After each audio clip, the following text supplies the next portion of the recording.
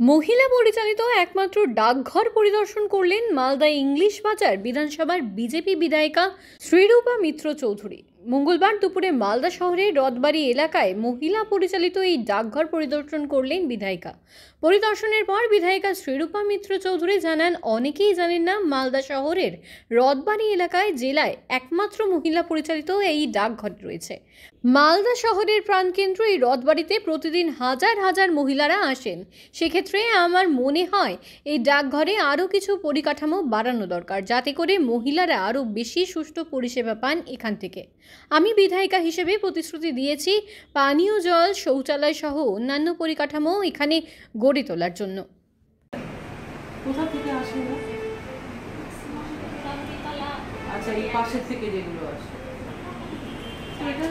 Customer আছে বলে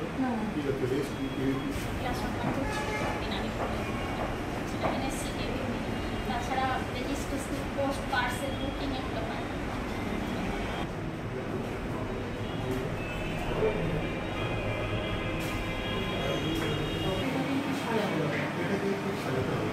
সাজানো, স্বচ্ছতা একদিন করা যায়। রেনোভেট এখানে মনে হয় যে অ্যানাউন্সমেন্ট মানে কোনো ব্যানার, সেই আইডেন্টিটিটা নেই। হ্যাঁ, সেটা এটা করে দিতে হবে। আমার মনে হয় সমন্বয় একটু করলেই হবে সবার ক্ষেত্রে।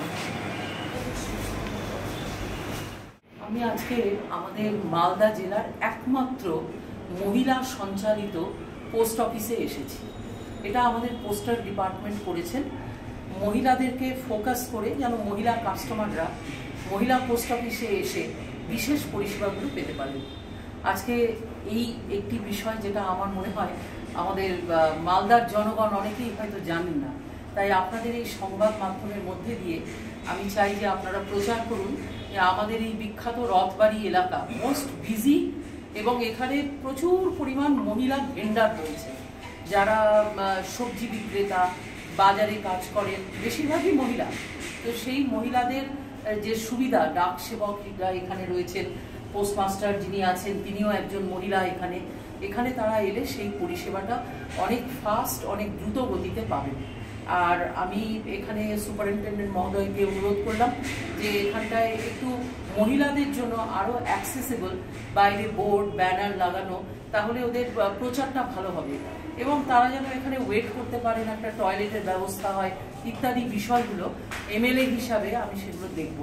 এই মানে এনাদেরকে সেই প্রতিশ্রুতি আমি দিলাম এবং আমি আশা করি যে এই মহিলা পোস্ট অফিসটা একটা ল্যান্ডমার্ক পোস্ট অফিস হিসাবে খুব শীঘ্রই তার একটা পরিচিতি লাভ করবে। পরিকাঠামোর কি কোনো অভাব রয়েছে? আমার মনে হলো দেখে যে যতটা বড় স্পেস এখানে থাকা উচিত ততটা নেই, এবং এটাও মনে হলো যে মহিলা স্টাফ আরও বাড়ানো যেতে পারে।